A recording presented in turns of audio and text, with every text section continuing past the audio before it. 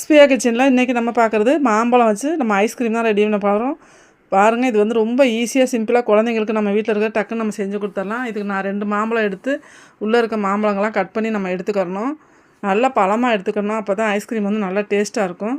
இப்போ இதே அளவுகளை எல்லா மாம்பழம் நான் எல்லாத்தையும் எடுத்துட்டேன். இது ஒரு மிக்ஸி ஜாரில் நம்ம சேர்த்துக்கணும். மிக்ஸி ஜாரில் சேர்த்துட்டு இதில் கொஞ்சம் ஃப்ரெஷ் க்ரீம் கொஞ்சம் எடுத்துக்கணும். அது ஒரு 50 கிராம் எடுத்திருக்கேன்.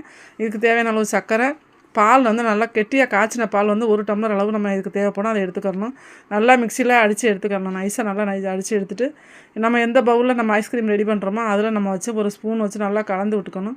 கலந்து விட்டுட்டு இதை அப்படியே மூடி போட்டு ஒரு 8 மணி நேரம் ஸ்டோர் பண்ணி வச்சிடணும். 8 மணி நேரம் செஞ்சு நம்ம பார்க்கலாம். இப்போ அடுத்து பார்த்திங்கன்னா 8 மணி நேரம் ஆயிடுச்சு. சூப்பராக ஐஸ்கிரீம் ரெடி ஆகிடுச்சுங்க. சூப்பரான மேங்கோ ஐஸ்கிரீம்.